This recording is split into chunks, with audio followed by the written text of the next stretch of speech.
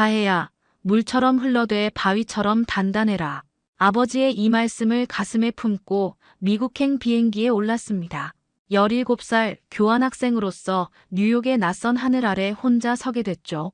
제 손에 쥔 태권도 검은 띠는 단순한 천조각이 아닌 제 정체성 그 자체였어요. 너 북한에서 온 거야? 다하. 이름이 왜 이렇게 웃기지? 미국 학교에서 맞닥뜨린 현실은 냉혹했습니다. 제 이름, 음식, 말투가 모두 놀림거리가 됐어요. 매일 새벽 품새 연습만이 유일한 위안이었죠. 루카스와 친구들의 괴롭힘이 날로 심해지던 어느 날 결심했습니다. 진짜 전사는 주먹이 아니라 증거로 말한다.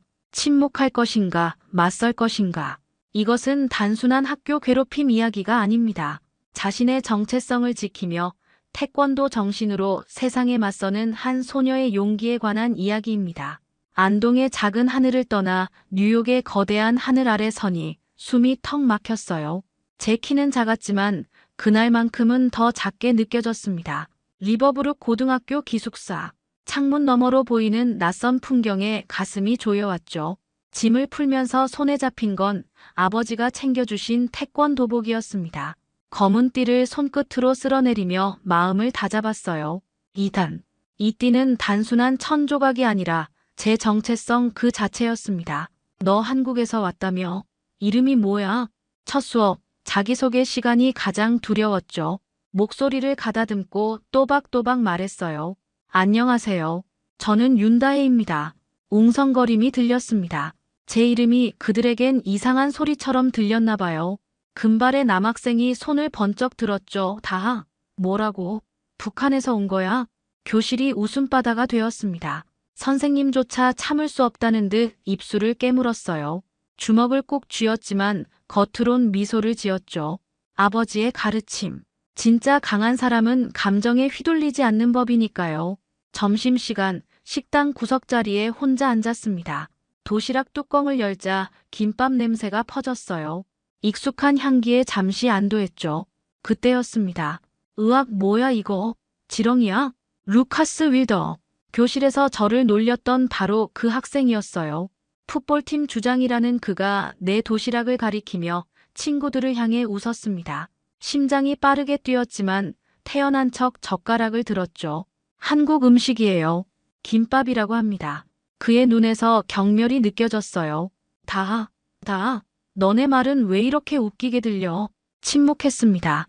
대답해봤자 더 놀림거리가 될 뿐이었죠. 심호흡을 하며 아버지의 말씀을 떠올렸어요. 품새는 싸움이 아니라 품이다. 지금은 참는 게 이기는 것이라 생각했습니다. 기숙사로 돌아와 창문을 열었어요. 밤하늘에 별이 보이지 않았죠.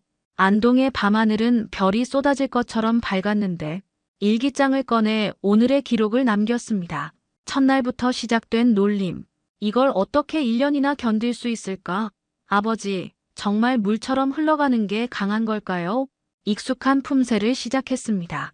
한 발 한 발 내디딜 때마다 마음이 조금씩 편안해졌어요. 내일은 또 내일의 태양이 뜨겠죠. 하지만 오늘 밤 처음으로 집이 그리워 눈물을 참을 수 없었습니다. 매일 새벽 4시 알람 소리보다 먼저 눈을 떴습니다. 기숙사 옥상으로 올라가 품새를 시작했어요. 아버지의 박윤 태권도에서 매일 했던 것처럼 차가운 새벽 공기가 폐부를 채울 때마다 고향의 냄새가 떠올랐죠. 한 동작 한 동작이 제게는 생존의 의미였습니다. 야, 너 매일 아침 뭐 하는 거야? 어느 날 기숙사 관리인이 옥상 문을 열고 물었어요. 잠깐 망설이다 대답했습니다. 태권도 품새를 연습하고 있어요. 태권학? 아, 그 가라테 같은 거. 여기서 하면 안 돼. 규칙 위반이야. 태권도와 가라테를 구분하지 못하는 무지함에 가슴이 아팠지만 말대꾸하지 않았죠. 다음 날부터는 기숙사 뒤편 작은 잔디밭으로 장소를 옮겼습니다. 비가 오나 눈이 오나 하루도 거르지 않았어요. 교실에서의 시간은 고문과도 같았습니다. 루카스와 그의 동생 제이드는 기회만 있으면 저를 조롱했죠. 다 하다 하 발음을 일부러 이상하게 하며 웃었어요. 제 이름이 놀림거리가 된다는 것, 제 정체성을 부정당하는 느낌이었습니다. 영어 시간 발표를 하던 중 실수했어요. 컨시더를 컨시더가 아닌 콘시더라고 발음했죠. 교실이 웃음바다가 됐습니다. 선생님은 제지하지 않았어요. 제 눈에 맺힌 눈물을 아무도 못 본 줄 알았는데 한 학생이 보고 있었습니다. 괜찮아. 수업 후 조용히 다가온 여학생. 갈색 피부에 곱슬머리를 한 그녀의 이름은 클로이였죠. 처음으로 누군가가 제게 관심을 보인 순간이었습니다. 응, 괜찮아요. 고마워요. 말은 그렇게 했지만 괜찮지 않았어요. 그날 저녁 처음으로 아버지에게 전화를 걸었습니다. 아버지, 여기서 태권도는 가라테랑 똑같은 거래요. 긴 침묵 후 아버지의 목소리가 들렸습니다. 다혜야, 그들이 모르는 것을 내가 아는 것이 내 힘이다. 내가 변할 필요 없어. 그 말씀이 제게 작은 위로가 되었지만 매일의 현실은 달랐습니다. 어느 날 일기장을 잃어버렸어요. 가방 안을 뒤져도 책상 서랍을 뒤져도 보이지 않았죠. 불안감이 엄습했습니다. 저녁 식사 시간, 제 귀에 익숙한 웃음소리가 들렸어요. 루카스와 친구들이 무언가를 보며 낄낄거리고 있었습니다. 심장이 멎는 것 같았죠. 그들 손에 든 것은 분명 제 일기장이었어요. 오늘도 놀림받았다. 언제쯤 이 고통이 끝날까? 루카스가 제 글을 희화화하며 읽고 있었습니다. 그 순간 아버지의 다른 말씀이 떠올랐어요. 진짜 전사는 주먹이 아니라 증거로 말한다. 그들에게 다가가기 전 작은 결심을 했습니다. 이제 모든 것을 기록하기로 했죠. 증거를 모으기로 했어요. 작은 카메라를 구입한 날 처음으로 미소 지었습니다. 용돈을 모아 사비로 마련한 소형 카메라였죠. 옷깃에 달아도 눈에 띄지 않을 만큼 작았어요. 증거 수집의 시작이었습니다. 오늘부터 기록할게. 물처럼 흘러가는 것만이 강한 건 아닐 거야. 일기장은 이제 책상 서랍이 아닌 매트리스 아래 숨겼습니다. 카메라를 옷깃에 달고 등교했죠. 심장이 터질 듯이 뛰었어요. 들킬까 두려웠지만 더 이상 수동적으로 당하기 싫었습니다. 사회 수업 시간, 조나 윌슨 선생님이 발표 주제를 정하라고 했어요. 각자 관심 있는 사회 문제를 선택해 3주 후에 발표하세요. 손을 들었습니다. 목소리가 떨렸지만 또박또박 말했어요. 저는 미국 학교 내 아시아인에 대한 인종차별에 대해 발표하고 싶습니다. 교실이 순간 정적에 빠졌죠. 루카스가 코웃음 쳤고 몇몇은 눈동자를 굴렸습니다. 하지만 윌슨 선생님은 진지하게 고개를 끄덕였어요. 좋은 주제네요, 다혜. 기대하고 있을게요. 카메라 렌즈는 이 모든 순간을 담아냈습니다. 하교길, 클로이가 다가왔어요. 멋진 주제 선택이었어. 미소로 답했습니다. 더 이상의 대화는 없었지만 작은 연대감을 느꼈죠. 체육 시간은 또 다른 전쟁이었어요. 배구 수업 중 팀을 나누는데 항상 마지막에 선택되었습니다. 작은 체구의 아시아 여학생은 스포츠에 약하다는 편견 때문이었죠. 공이 제게 날아왔어요. 순간적으로 몸이 반응했습니다. 태권도로 다져진 반사신경과 근력으로 강력한 스파이크를 날렸죠. 그 공이 코트 한가운데 꽂혔습니다. 와우, 대박! 학생들의 놀란 표정이 카메라에 담겼어요. 루카스의 얼굴만 일그러졌습니다. 잠시나마 승리의 기쁨을 맛보았죠. 하지만 기쁨도 잠시, 점심시간에 보복이 찾아왔어요. 루카스와 제이든이 제 도시락에 콜라를 부었습니다. 카메라가 이 모든 것을 담고 있다는 사실이 저를 조금은 안심시켰죠. 왜 가만히 있어? 화내봐, 다하. 그들은 제가 폭발하길 원했습니다. 하지만 저는 침묵했어요. 아직은 때가 아니었죠. 저녁 창문 앞에 앉아 오늘 촬영한 영상을 확인했습니다. 화면 속 제 모습이 낯설었어요. 항상 참고 있는 모습, 미소 뒤에 숨긴 분노. 이것이 정말 제가 원하는 모습일까요? 카메라를 내려놓고 품새를 시작했습니다. 한 동작, 한 동작에 힘을 실었어요. 이제는 흐르기만 하는 물이 아닌 바위처럼 단단한 의지를 담았습니다. 아버지, 저는 이제 증거를 모으고 있어요. 주먹이 아닌 진실로 말할 거예요. 창밖으로 뉴욕의 밤하늘을 바라보며 다짐했습니다. 언젠가 이 모든 것을 바꿀 날이 올 거라고요. 일주일간 모은 영상들을 컴퓨터에 옮기는 손이 떨렸습니다. USB에 백업하면서 제가 지금 무엇을 하고 있는지 깨달았어요. 이것은 단순한 일기가 아닌 제 존재를 증명하는 증거였죠. 화면 속 장면들이 꿈이 아닌 현실임을 확인시켜 주었습니다. 다혜, 발표 준비는 잘 돼가니? 윌슨 선생님이 수업 후 불러 세웠어요. 진심 어린 관심이 느껴졌습니다. 네, 자료를 모으고 있어요. 혹시 도움이 필요하면 언제든 말해. 중요한 주제니까. 고개를 끄덕였지만 모든 것을 말할 수는 없었어요. 선생님도 제가 매일 수집하는 영상의 내용을 안다면 놀라실 테니까요. 다음 날, 복도에서 루카스와 마주쳤습니다. 그가 일부러 제 어깨를 세게 쳤어요. 책들이 바닥에 흩어졌죠. 무릎을 꿇고 책을 줍는데 그가 발로 책을 밀어냈습니다. 미안, 안 보였어, 다하. 카메라가 이 모든 것을 담고 있었어요. 이제 증거는 충분했습니다. 하지만 마음 한켠에서는 두려움이 자라고 있었죠.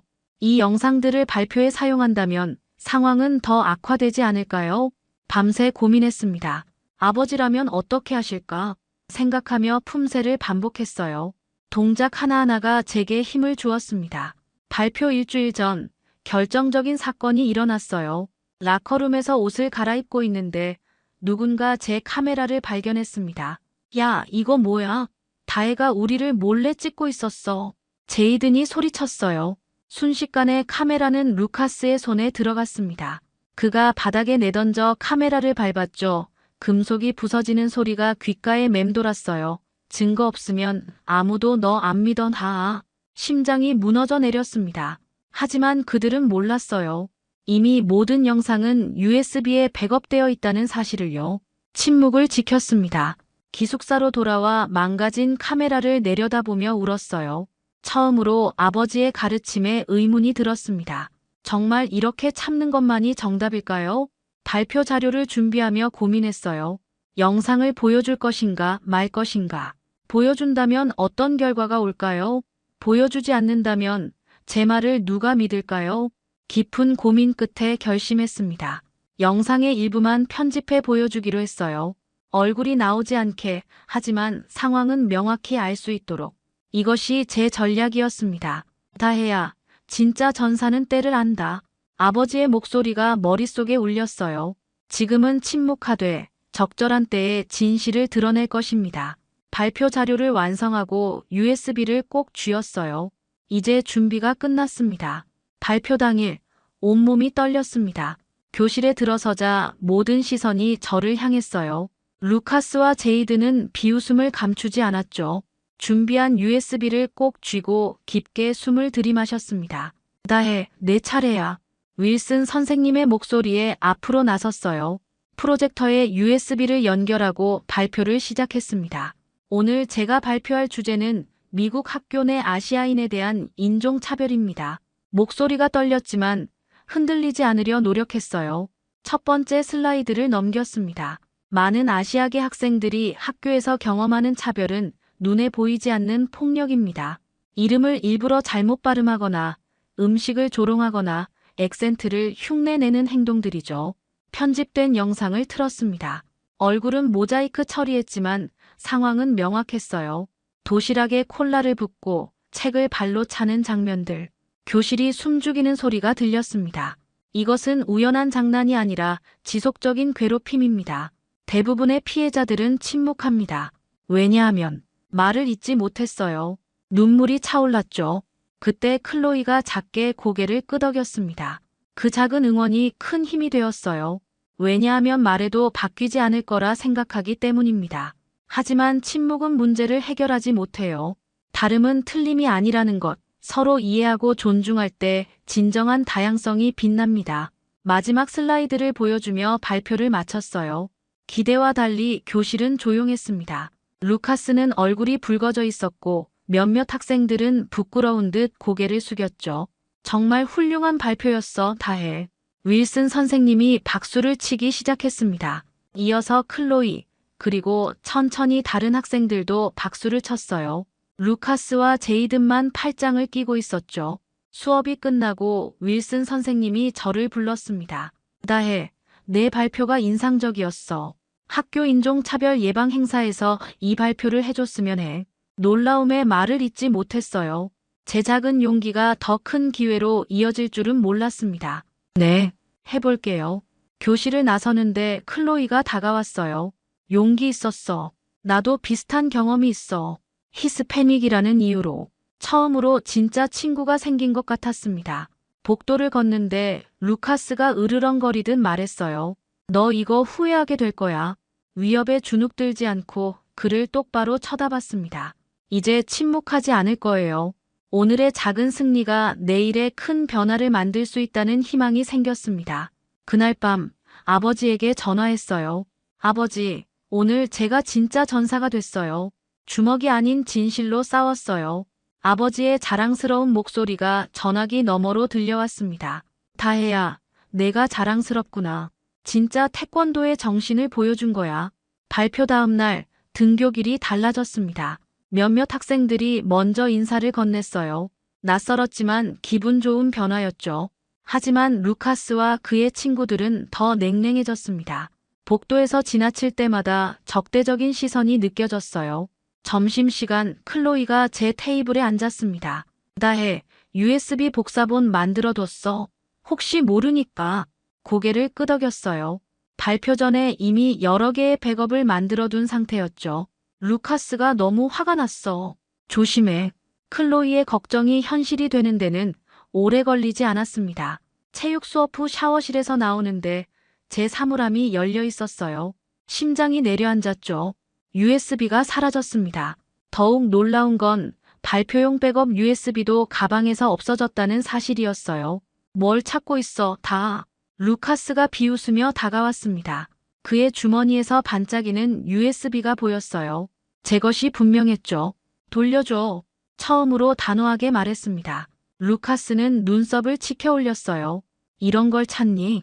USB를 꺼내 흔들더니 갑자기 바닥에 내던지고 발로 밟았습니다. 플라스틱이 부서지는 소리가 울렸어요. 분노가 치밀어 올랐지만 주먹을 꽉 쥐고 참았습니다. 증거는 이제 없어, 다하. 너 같은 외국인의 말을 누가 믿겠어? 루카스가 떠난 후 바닥에 무릎을 꿇고 부서진 USB 조각을 모았어요. 눈물이 떨어졌습니다. 하지만 아직 한 개의 백업이 남아 있었죠. 기숙사 매트리스 밑에 숨겨둔 USB. 그들은 몰랐습니다. 저녁 클로이에게 상황을 설명했어요. 그녀는 잠시 생각하더니 말했습니다. 내가 도울 수 있을 것 같아. 너 인종차별 예방 행사에서 발표하기로 했지? 다음 주 금요일 체육관 행사. 온 학교가 참석하는 큰 행사였어요. 긴장됐지만 이제 돌아갈 수 없었습니다. USB를 내게 맡겨. 내가 안전하게 보관할게. 클로이의 제안에 망설였어요. 마지막 증거인데 과연 믿을 수 있을까요? 하지만 그녀의 진심 어린 눈빛에 USB를 건넸습니다. 밤새 발표 내용을 수정했어요. 이번엔 더 구체적으로, 더 강력하게. 아버지가 알려주신 태권도 정신을 담았습니다. 강함은 주먹이 아닌 마음에서 나온다는 것. 진정한 승리는 상대를 이기는 것이 아니라 자신의 두려움을 극복하는 것이라는 메시지요. 행사 전날 윌슨 선생님이 찾아왔습니다. 다혜, 내일 중요한 날이야. 너의 목소리가 많은 이들에게 영향을 줄 거야. 심호흡을 했어요. 이제 두려움은 없었습니다. 단지 담담한 각오만 있었죠. 품새를 연습하며 내일을 준비했습니다. 이번엔 물처럼 흐르되 바위처럼 단단하게 서겠다고 다짐했어요. 체육관이 사람들로 가득 찼습니다. 교장 선생님, 교사들, 학생들, 심지어 지역 신문 기자까지 와 있었어요. 무대 뒤에서 손이 떨려 주먹을 꽉 쥐었습니다. 클로이가 다가와 USB를 건넸죠. 걱정 마. 내가 특별한 일도 했어. 의문을 품을 틈도 없이 사회자가 제 이름을 불렀어요. 심호흡을 하고 무대에 올랐습니다. 수백 명의 시선이 저를 향했어요. 루카스와 친구들은 앞줄에 앉아 비웃고 있었죠. 안녕하세요. 저는 윤다혜입니다. 목소리가 떨렸지만 점점 안정을 찾았어요. 제 이름을 당당하게 발음하는 그 순간 무언가가 달라졌습니다.